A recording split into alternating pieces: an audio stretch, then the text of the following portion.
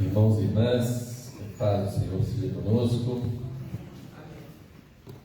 O reverendo Jorge ligou para mim essa semana, ficou mandando mensagem para mim, pedindo para eu dar o tema do sermão dessa manhã. Aí eu mandei a resposta para ele, mas depois eu fiquei preocupado. Eu coloquei lá: qual é o verdadeiro nome de Deus? Aí, será que o pessoal vai realmente achar que eu vou dar uma resposta definitiva para essa pergunta? Ou será também que o pessoal vai achar que eu vou fazer assim uma disputa com outras religiões, e não, o nome de vocês está errado, é o nosso nome que está certo? Então, não é nada disso que eu pretendo fazer não, irmãos e irmãs. Então, lamento se decepciona alguém, mas o que eu queria, na verdade, é refletir um pouco, talvez até brincar um pouco, talvez até especular um pouco sobre esse que é o nome que o Antigo Testamento dá ao nosso Deus, e um pouco sobre a tradição, sobre o que significa esse nome e o que ele pode também significar para nós, né? No nosso tempo presente, na nossa própria história. E aí eu queria convidar os irmãos e irmãs a lerem comigo o livro do Êxodo. Pode falar que o livro do Êxodo, a gente tem que pensar que é um texto, é uma história muito antiga, né? História muito antiga, história que passou de geração em geração antes de ser fixada como texto.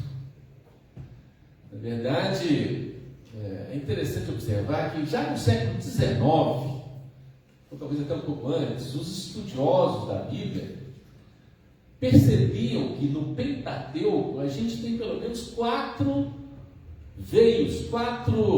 escolas de tradições diferentes, que eles chamam da escola javista, a escola eloísta, a escola sacerdotal e a escola deuteronomista.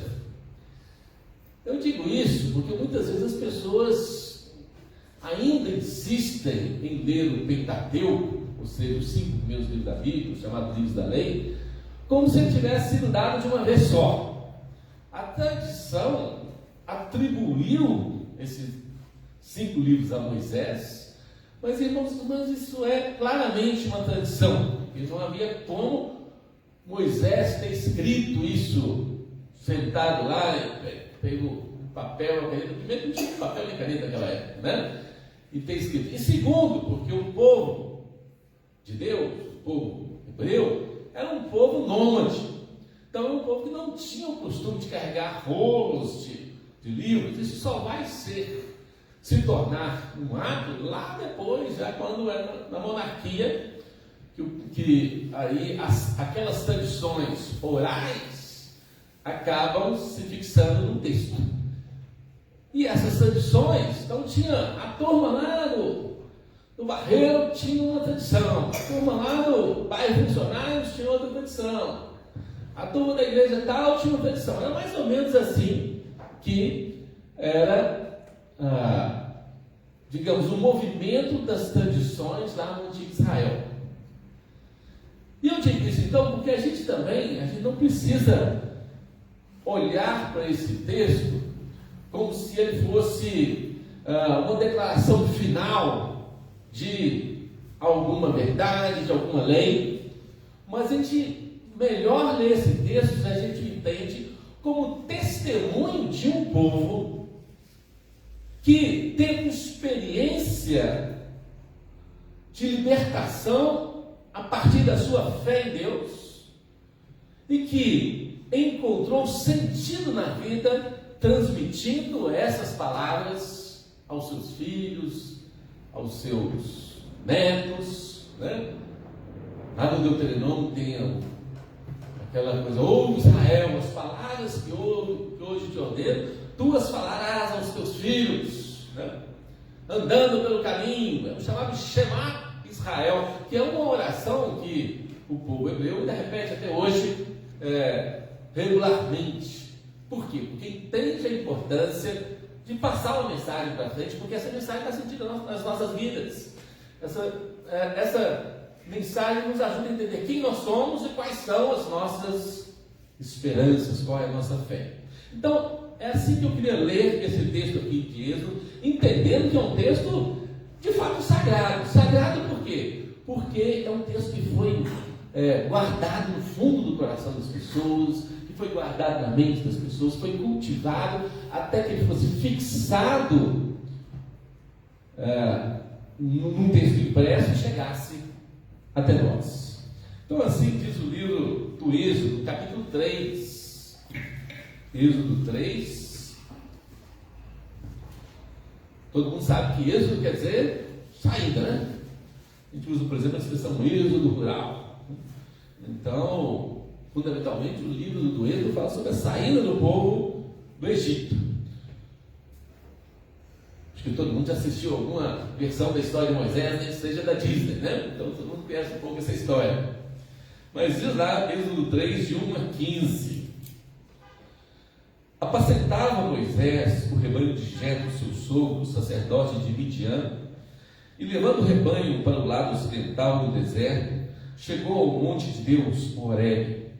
Apareceu-lhe o anjo do Senhor, uma chama de fogo, do meio de uma sarça.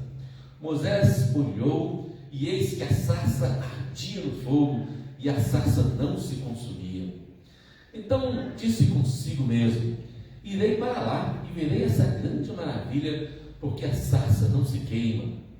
Vendo o Senhor que ele se voltava para ver, Deus, do meio da sarça, o chamou e disse: Moisés, Moisés. Ele respondeu: eis-me aqui.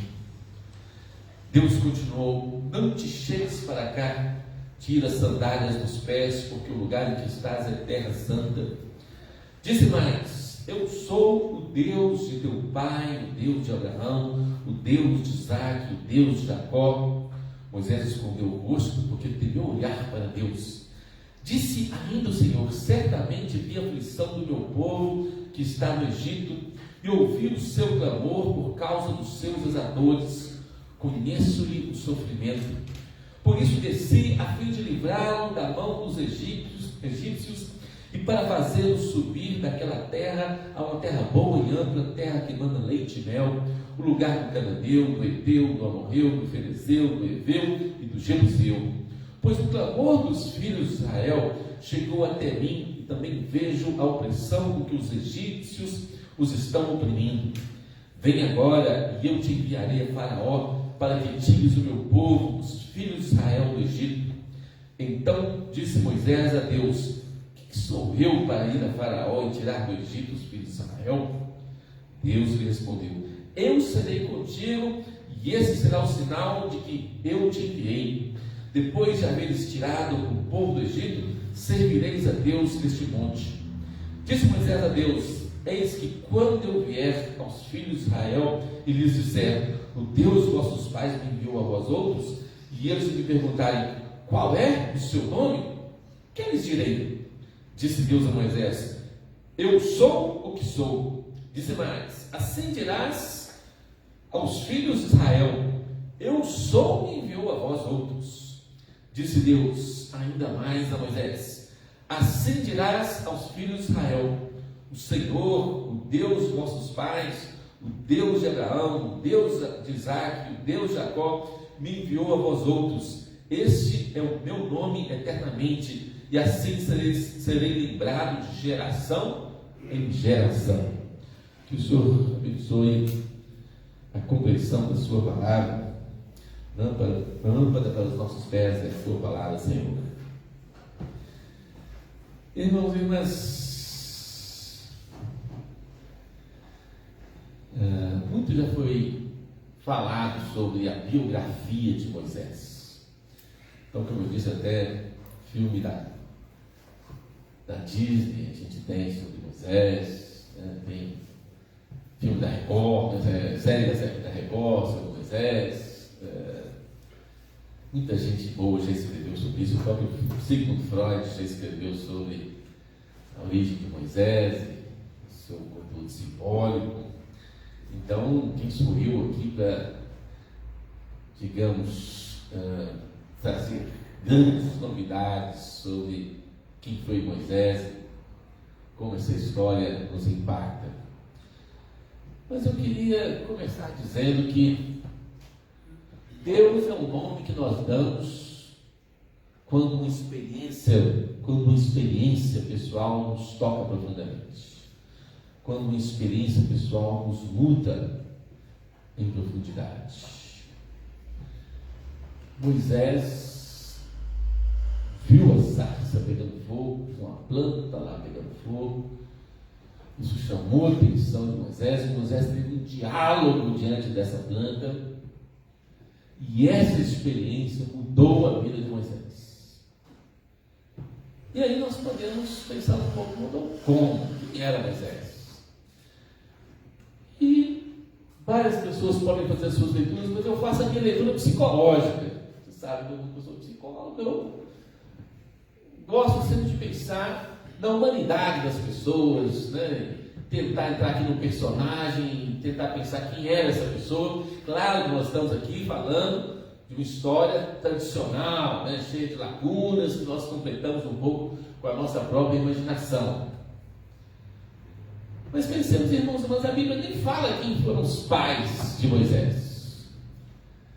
Fala que alguém lá da tribo de Levi, um homem da tribo de Levi, casou com a mulher da tribo de Levi, deram origem a uma criança, e por conta da perseguição, essa criança foi abandonada no rio, e aí a filha de Faraó vai e cria Moisés. Né? Ou seja, se a gente olhar do ponto de vista de Moisés crescendo num lar que não era realmente o seu, não tendo conhecido provavelmente os seus pais biológicos, vivendo ali no meio de uma cultura que talvez sinalizasse para Moisés, você não é daqui, né? De uma família que talvez sinalizasse para Moisés, você não é daqui. Quem sabe Moisés não cresceu com uma grande pergunta: quem sou eu verdadeiramente? Quem sabe Moisés não tinha ali no fundo do seu coração uma necessidade de confirmar a sua própria existência. E eu sou do amigo da psicologia, e a gente trabalha muito com essa ideia de que todos nós queremos uma confirmação da nossa existência. Podia contar aqui várias histórias sobre isso para vocês, mas basta pensar que essa confirmação nós, em geral, atribuímos essa confirmação aos nossos pais. Geralmente todos nós buscamos um reconhecimento dos nossos pais. E depois, na vida adulta, às vezes nós deslocamos isso para o nosso trabalho, deslocamos isso para a comunidade de fé. Com certeza, reverendo Jorge quer também a confirmação da comunidade de fé de que ele é o pastor. Isso é perfeitamente legítimo, porque todos nós queremos a confirmação de que nós existimos. Buscamos a confirmação de que somos algo, de que somos alguém. E eu vejo Moisés, lá na sua juventude, talvez em toda a sua vida, com essa pulga atrás da orelha: quem sou eu? E talvez buscando essa confirmação. Mas na sua fragilidade, talvez Moisés tenha sido atribulado. E talvez Moisés tenha cometido um ato de violência a partir da sua própria fragilidade. Vocês conhecem a história? Moisés estava andando, viu um povo, viu um hebreu sofrendo nas mãos de um egípcio. Moisés mata o egípcio e vai se esconder. Depois ele descobre que o povo já estava sabendo. Moisés dá no pé e foge para essa terra onde ele agora está vivendo ali, junto ao rebanho lá do seu sogro. Então, irmãos e irmãs, imaginemos essa história. Moisés, naquele dia, começou com um sol escaldante, podia estar atribulado pelo medo, porque a Bíblia diz que ele ficou com medo quando o pessoal descobriu que ele tinha matado o egípcio. Talvez atribulado pela culpa, pelo ato. Eu sempre digo que tem alguns conselheiros que são terríveis. Culpa, medo e mágoa. Você vai fazer alguma coisa baseado nessas três coisas, tome cuidado. E a gente às vezes acha que está fazendo uma coisa por amor, por sentimentos mais nobres, mas às vezes estamos fazendo as coisas por culpa, medo ou mágoa. E talvez Moisés estivesse ali atribulado por essas questões.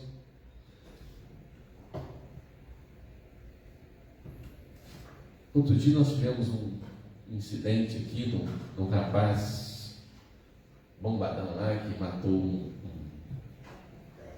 um gari. E matou num evento mais cotidiano, um caminhão de lixo atravessado no meio do caminho. Eu não conheço a pessoa, mas eu fico sempre pensando, né, que leva as pessoas a determinados atos de violência. O que um caminhão na sua frente tanto te ameaça que você reage com um gesto de violência? É claro que um gesto de violência, gente, é um gesto defensivo. Mas está defendendo o quê? Muitas vezes, esses gestos de violência, nós estamos defendendo a nossa própria existência, nós nos sentimos ameaçados. É como quando entra um ladrão na sua casa, você, eu não tenho arma, se alguém tira uma arma para se defender desse ladrão, está se sentindo ameaçado. O problema é que nós vivemos numa sociedade onde as pessoas muitas vezes se sentem ameaçadas demais. E existe aí por aí discursos, né, que querem armar as pessoas mais e mais para que elas possam fazer frente a qualquer ameaça. Mas se nós estamos nos sentindo ameaçados demais, aí já tem um problema. E talvez Moisés, naquela sua juventude, na fragilidade da sua própria história, embora tivesse sido criado num palácio, mas essa fragilidade da sua própria identidade, se sentisse também ameaçado, se sentisse ainda não vivo. Quem sou eu? Talvez Moisés se preocupasse nesse momento. É interessante então que Moisés tem esse encontro com Deus. E Deus de alguma forma conta a historinha para Moisés. Moisés, eu sou o Deus da sua história. Talvez você não conheça tanto, talvez você conheça, mas não tenha se sentido ainda parte dela. Mas eu sou Deus dos seus pais, Abraão, de Isaac, Jacó. E aí quando Moisés pergunta a Deus qual é o seu nome, ele diz, eu sou o que sou. E aí, gente, nós temos uma grande história em torno desse nome. Eu poderia ficar aqui uma manhã inteira contando sobre esse nome, eu vou contar um pouco, mas vai ficar muito por dizer. Eu sou o que sou é, na verdade, uma tradução possível do nome Javé. E Javé é, na verdade, uma pronúncia possível de tetragrama, de 4 letras do alfabeto hebraico, que eu até tenho aqui para vocês, né? 4 letrinhas do alfabeto hebraico. O hebraico lê daqui para lá, tá, gente? É o contrário do que nós lemos, né? Então, aqui, ó, uma letrinha, outra letrinha, 4 letrinhas. Só que essas 4 letrinhas, elas são consoantes. Não tem vogais. Depois, muito tempo depois, os chamados maçoretas introduziram sinaizinhos aqui por baixo e por cima às vezes, que passou a significar as vogais. Mas lá no hebraico antigo, quando o povo era peregrino, lá pelas bandas não tinha as vogais. Ou seja, o povo escrevia o nome incompleto. Então, só quem conhecia a tradição é que sabia pronunciar realmente esse nome. Daqui a pouco eu vou chegar lá onde tivemos um problema, porque não se podia dizer o nome de Deus. Aí o povo esqueceu, mas eu vou chegar lá. Por enquanto, eu quero apenas dizer que esse aqui era o nome de Deus escrito, essas 4 letrinhas do hebraico. Mas é interessante, então, quando nós vamos pesquisar o que essas 4 letrinhas querem dizer? Nós sabemos que é uma declinação do verbo ser. Provavelmente na primeira pessoa. Então, de alguma forma, quando Deus fala eu sou o que sou, vai lá e fala que eu sou me enviou a voz. Provavelmente, então, o termo que está sendo usado aqui se refere à existência de si mesmo. Não é interessante para vocês, gente, que, para mim do ponto de vista da psicologia, que aquele Moisés que talvez tivesse essa grande pergunta, o que é que eu sou? Quem eu sou?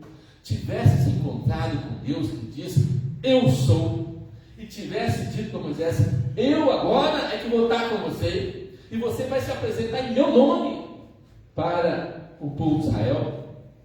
Não será que Moisés então encontrou sua própria identidade?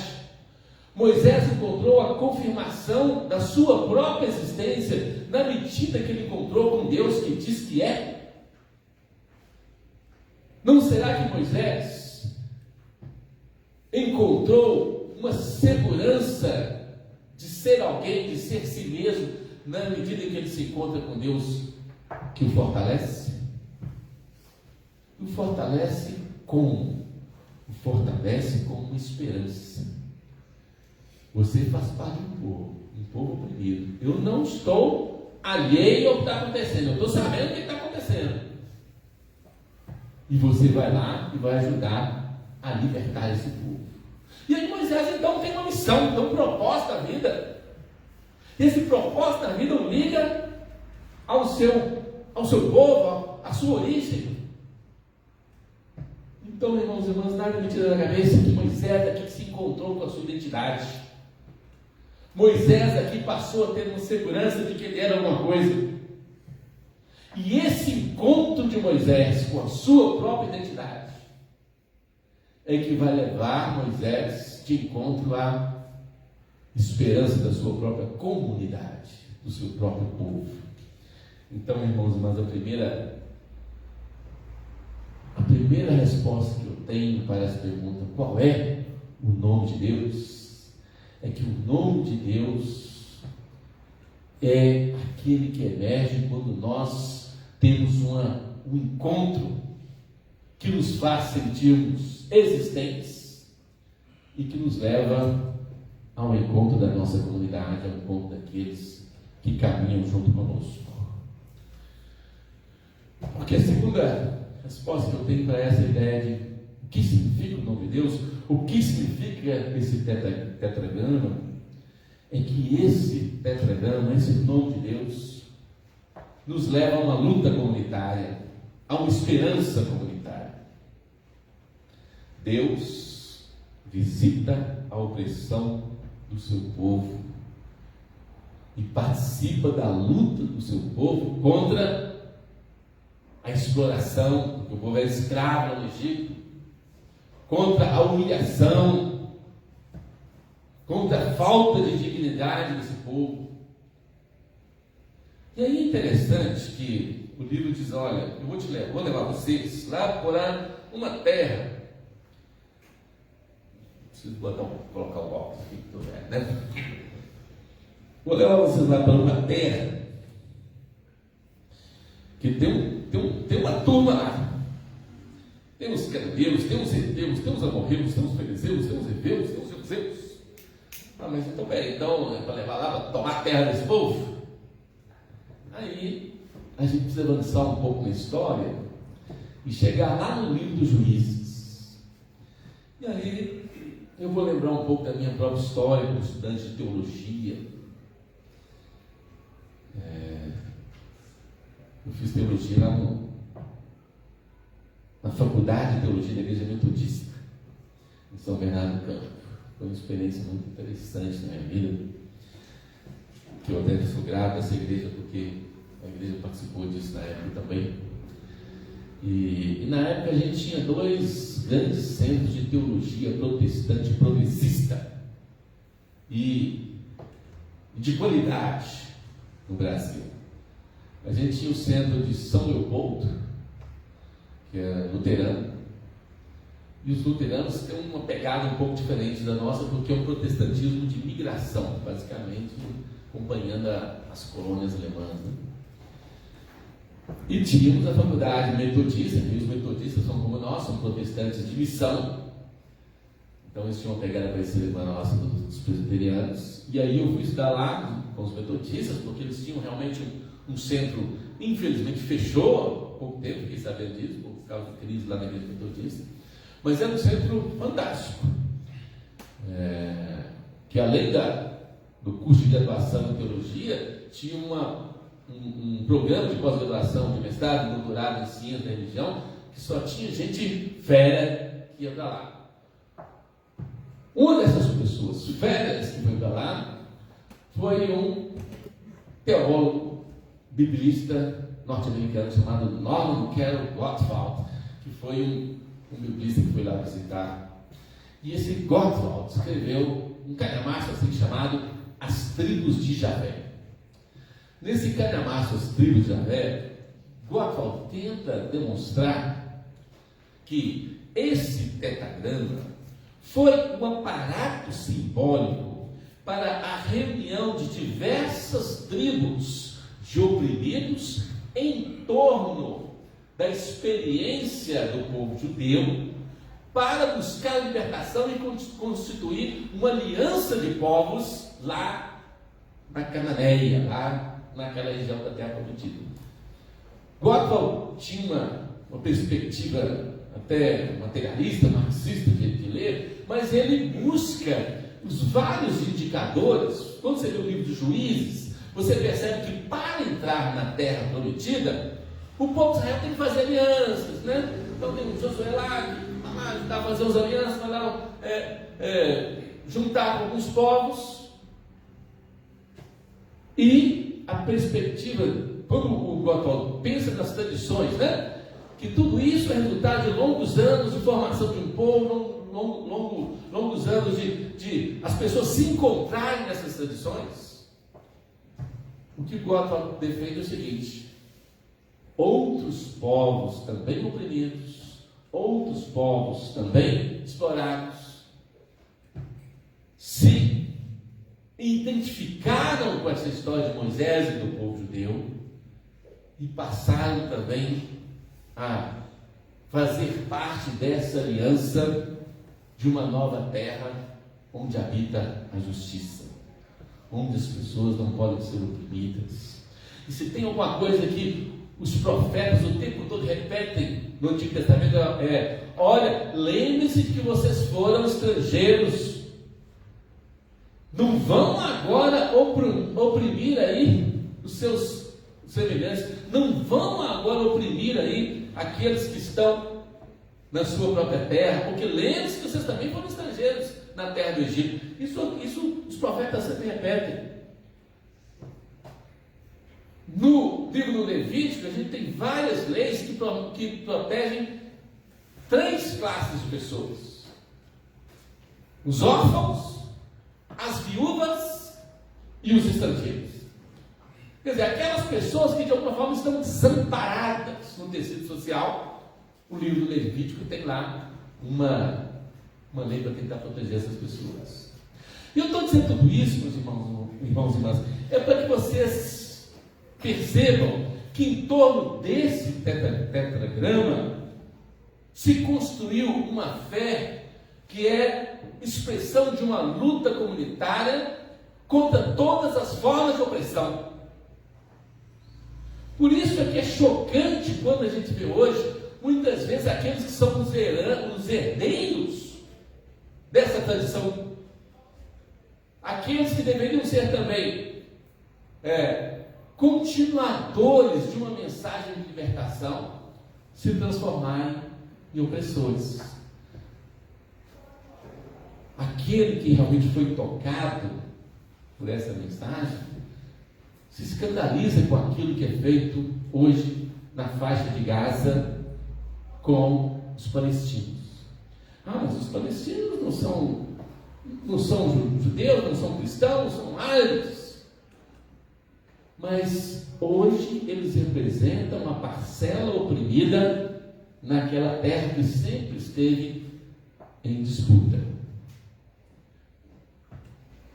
Então, de alguma forma, nós usamos hoje o nome de Deus para produzir a opressão e para produzir a morte, é trair o chamado de Moisés lá no Monte Horebe.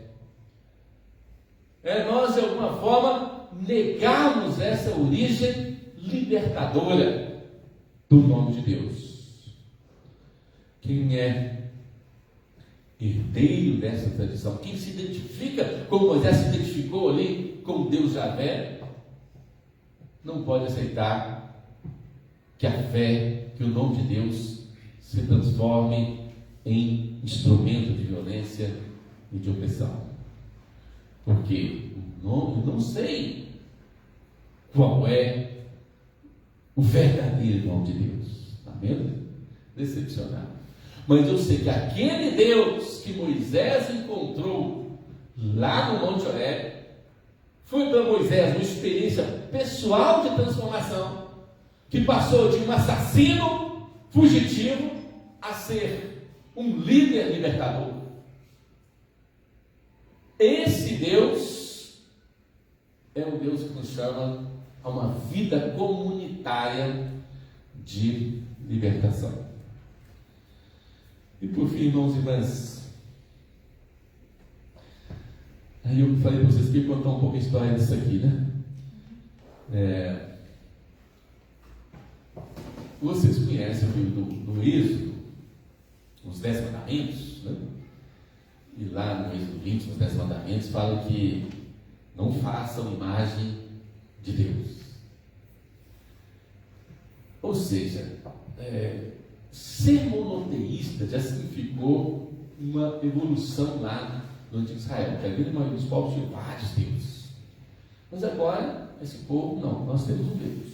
É um Deus que nos chama a uma identidade. Mas esse Deus, pense bem nessa experiência de fé. Esse Deus que nós cremos, ele não admite que a gente faça imagem dele, e sequer admite que a gente pronuncie o seu nome. Não pode pronunciar o nome de Deus. Por quê? Porque pronunciar o nome de Deus é invocar o nome de Deus, invocar a presença de Deus. É de alguma forma definir o que Deus é. E ninguém está autorizado a invocar o nome de Deus em vão.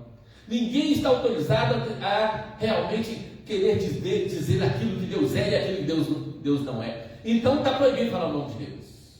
Aí, vocês imaginam, tradição, longos e longos anos, o povo não pode falar isso. Aí a mãe vai fazer culto, como é que faz? Aí, na hora de fazer o culto, olha de pronunciar o nome de Deus. Substitui-se esse nome por Adonai. O que quer dizer nome Adonai? Alguma coisa como o Senhor. Né? Tanto que se você pegar as traduções da Bíblia, em vários lugares na Bíblia, né, no Antigo Testamento, o nome de Deus é só o Senhor. O Senhor falou isso, o Senhor falou aquilo outro. Porque na verdade é a expressão mais comum de Adonai. Né? E aí então, não se podia falar isso, falava-se então, o pessoal estava lendo lá assim a Bíblia, diz que tinha gente que até tinha sacerdotes, né? Interpretando. O pessoal que interpretava a Bíblia, que eram tão radicais, que eles chegavam ali e não diziam tomar banho. Tomava banho antes de ler ali a Bíblia, antes de ler o nome de Deus. Aí o pessoal ia, aí chegava em algum lugar em que tinha o nome de Deus, em vez de pronunciar Javé, ou seja lá qual fosse a pronúncia, falava-se Adonai, porque não se pode falar o nome de Deus. E aí foram-se anos, séculos, e aí dizem que o povo esqueceu como é que se pronunciava, quais eram as vogais desse nome que só tem consoantes. Esses 4 são consoantes. Aí o povo esqueceu. Sabe o que fizeram? Pegaram as vogais de Adonai e jogaram no tetragrama. Na verdade, em português não vai dar muito certinho não, mas são as vogais atribuídas a Adonai jogadas nesse tetragrama que dá Jeová. Por isso essa história às vezes chamar Deus de Jeová. Jeová é na verdade uma tentativa de transformar essas 4 letrinhas, arrumar uma pronúncia para elas.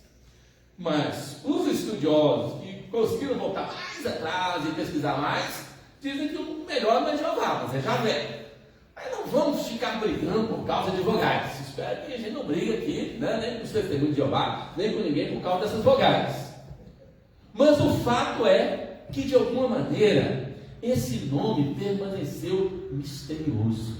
E é esse aspecto misterioso do nome de Deus, esse aspecto impronunciável do nome de Deus, que eu quero resgatar aqui com vocês.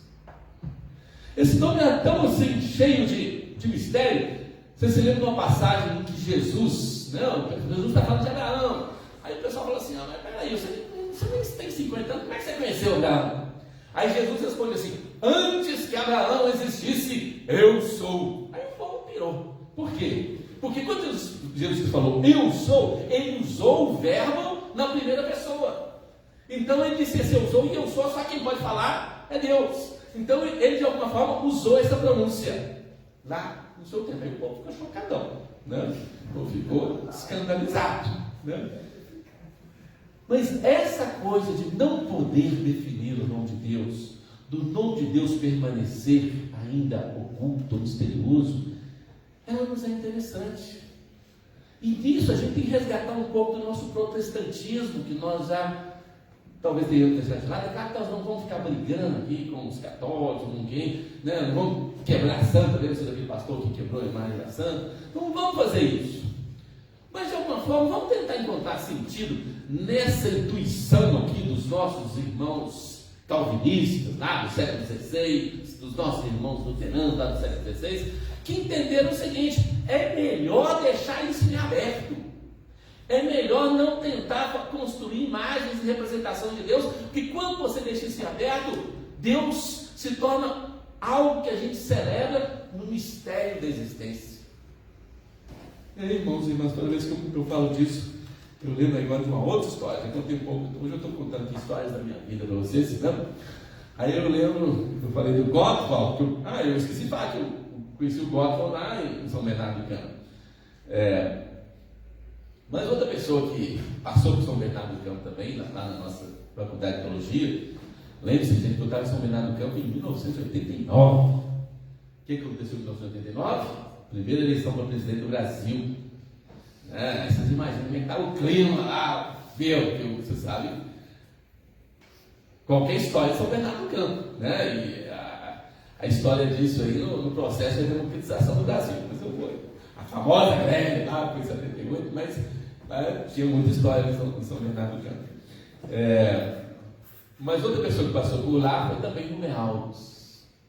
Rubem Alves é outra figura que marcou muito a minha vida. Na verdade, o primeiro contato que eu tive com o Rubem Alves, Davi vai se lembrar, foi em 83, não foi, Davi, que nós fizemos o 5º encontro de jovens da IPU, na época era Felipe ainda, lá no hall do Mineirão, que foi o maior encontro de jovens que a Felipe e IPU já teve. Tinha uns 500 pessoas lá no hall lá do Mineirão.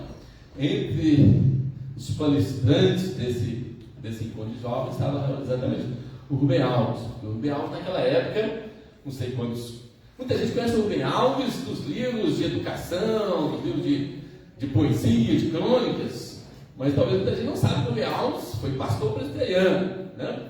E na verdade ele deixou de ser pastor presbiteriano porque os presbiterianos começaram a persegui-lo. Isso está aí contado ali no livro de Visão de Fogueiras, né? Essa história. Mas a IPU naquela época fazia um trabalho de aproximação do Rubem Alves com a sua comunidade. E de certa forma o Rubem Alves topou isso, participou de várias coisas, né? Então, quando eu estudava teologia, a gente encontrava às vezes com ele lá nos encontros da IPU, ou lá na faculdade de teologia e tal. Mais tarde, depois quando eu me tornei pastor, nós tínhamos aqui um presbítero Antônio Quinan, que era amigo pessoal dele, que era de Lavras, aí tudo tem a ver com o setor de Lavras e tal. O Rubem Alves foi pastor de Lavras durante uma certa época. Aí mais tarde o Quinan produziu umas mediações que nós tivemos a oportunidade de ter o Rubem Alves aqui nessa mesa, fazendo palestra pra gente, né? Tivemos outra vez ali na Colégio Santo Agostinho, a gente começou a promover aqui alguns encontros com o Rubem Alves, foram muito interessantes, né? O Rubem Alves é muito famoso, né? Muito, até hoje, né? Já faleceu. faleceu, já tem acho que uns 5 anos, e até hoje tem muita coisa do Rubem Alves rodando aí na internet, né? Então enchia isso aqui de gente, o pessoal realmente queria ouvir o Rubem Alves. Mas eu levava muito a sério uma face que talvez muita gente talvez nem conheça direito, que é a face teólogo do Rubem Alves. Gostava muito da sua pegada, da sua maneira de compreender a teologia. Só que ele também vivia meio em crise com isso aí, porque ele às vezes queria navegar assim de forma mais livre, o pessoal pegava no pé dele. Eu lembro que o nosso filho aqui teve um seminarista mais ou menos da Universidade da Denise ali, que levantou de pessoa a questionar, a xingar aqui e tal. E ele, não, se você não. Eu estou falando poeticamente, se você não é poeta, se você não é poeta, não me enche a paciência. Alguma coisa assim que ele acha, você lembra disso também. Mas uma coisa que eu me lembro então do Rubem Alves, né? Depois eu fiz meu TCC na formatura sobre o Rubem Alves. Aí eu fui na casa dele, a gente conversou bastante, tivemos mais interações. Mas de tanto o pessoal pegar no pé dele, ele escreveu um artigo na revista Tempo e Presença dizendo assim: me demito da teologia. Me demito da teologia. Por quê? Eu não esqueço dessa frase: nenhuma verdade a compartilhar. Isso me doeu, depois, Alves está sendo demitido. Mas antes ele tinha escrito um famoso prefácio a uma tradução da sua dissertação de mestrado, que ele fez mestrado em Princeton, né, que é uma faculdade presbiteriana, essa faculdade conhecida no mundo inteiro, famosa, né, das maiores do mundo. E lá nessa dissertação de mestrado se chamava Towards a Theology of Liberation, quer dizer, em direção a uma teologia da libertação. Que aí o pessoal estava interessado, e eu estou com essa história de mostrar que ele, na verdade, estava na origem da chamada teologia da libertação. Só que esse livro saiu em português com o nome de Da Esperança. Mas era um texto antigo dele. Só que para apresentar esse texto antigo dele, ele escreveu um prefácio. E esse prefácio ficou muito melhor que o livro. 10 páginas lá do prefácio, que ele usa uma outra linguagem. O prefácio se chama Sobre Deuses e Caquis. E ele fala assim: olha, o meu texto aí que vocês vão ler está meio como um caqui verde, está meio adstringente. Mas tente entender que a experiência de Deus é a experiência de um caqui maduro, né? De alguma coisa mais saborosa. Aí o Iser, na época, publicou um livro sobre várias leituras desse prefácio. Eu sei que eu já estou me alongando demais aqui, mas são histórias bastante interessantes. Eu quero só ler uma frasezinha desse prefácio que o Rubem Alves deixou para nós. Né? Esse prefácio chamado Sobre Deuses e Caquis. Ele diz assim: olha, se uso a palavra Deus é como metáfora poética, nada que eu conheça, o significante que nada significa, a não ser o espaço vazio onde aparecem as minhas nostalgias e onde se coloca o dizer poético. De Deus só temos o verbo. Lembre-se que o nome aqui de Deus é um verbo, né? Poema, coisa que se diz quando a saudade dói. Isto não é jeito que eu tenha inventado. Aprendi lendo as Sagradas Escrituras, onde está interditado o simples pronunciar do nome sagrado, que sempre que aparecia no texto era substituído por um outro. Adonai, como eu expliquei. E se o simples pronunciar do nome sagrado era blasfêmia, que dizer das tentativas de se escreverem anatomias e fisiologias do mistério divino? Isto a que se dá o nome de teologia. Deus é símbolo que marca uma proibição de falar. Onde ele se diz, estabelece-se um grande silêncio, e sobre ele surgem as metáforas, que é um jeito de dizer o que não pode ser dito. Deus é o nome que surge quando nós celebramos o mistério, quando nós celebramos a nossa incapacidade de nomear e dizer ao daquilo que Deus é. Isso nos leva, irmãos e irmãs, a uma atitude de tolerância, a uma atitude de compreender aquele outro irmão que deu um outro nome para Deus. Isso nos leva a uma atitude de humildade, de entender que o nosso credo, a nossa religião, não é a única expressão possível de uma comunhão com Deus. Isso nos leva, irmãos e irmãs, a uma atitude de busca, de escuta daquilo que Deus está nos revelando na sua própria história. Deus ainda está se revelando a nós, irmãos e irmãs. Não vamos achar que a Bíblia, fechamos a última página do Apocalipse, está tudo dito. Não, Deus ainda está misteriosamente se revelando a nós. Não é à toa que Jesus Cristo nos instituiu um ritual para celebrar uma memória. Olha, façam isso aqui para se lembrar de quando a gente estava caminhando juntos, das coisas que nós falamos juntos. Porque talvez Jesus esteja se lembrando ali de Jeremias, que foi lido aqui hoje, mas Jeremias dizendo: olha, quero trazer à memória aquilo que pode me dar esperança.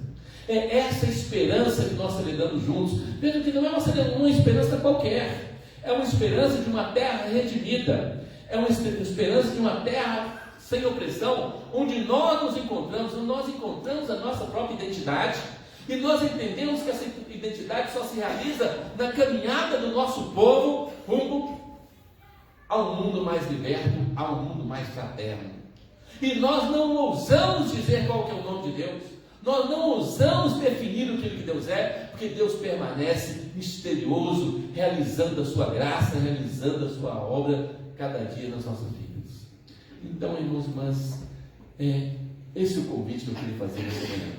Vamos todos subir no Horebe, vamos todos orar no monte, mas nesse Horebe no qual Moisés subiu e teve esse encontro com Deus, que foi capaz de transformar a sua vida, foi capaz de levá-lo ao encontro com a sua comunidade, mas foi capaz também de deixar a ele sempre essa celebração da ação misteriosa de Deus nas nossas vidas.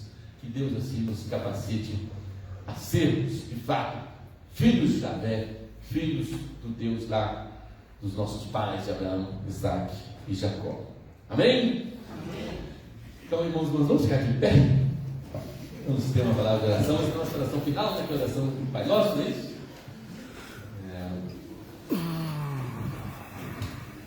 Senhor Deus e Pai, te damos graças por essas palavras terem chegado até nós. Nós podemos imaginar, ó Pai, quanto essas palavras foram repetidas ao longo de gerações. Nós podemos imaginar aqui um esforço daquela comunidade de fé para recuperar e fixar no texto escrito essas histórias. Mas mais do que isso, Pai, nós podemos aqui sentir o testemunho de um povo que foi liberto, de um povo que entendeu que as nossas vidas podem ser transformadas, que o nosso mundo pode ser transformado. Então, Pai, não permita que hoje essas palavras, que hoje essa fé seja utilizada para a opressão de quem quer que seja utilizada como ferramenta de morte, mas permita, Pai, que nós como comunidade, como segunda igreja presbiteriana, façamos parte do povo que busca celebrar o Teu nome na esperança de uma terra redimida. Dá-nos, ó Pai, que nós sejamos capazes de transmitir e de viver essa esperança em nosso mundo. Fortalece em nós, Senhor, a mesma esperança que mudou a vida de Moisés. Nós te pedimos em nome do Senhor Jesus, aquele que é e que há de ser eternamente. Amém, Senhor. Amém.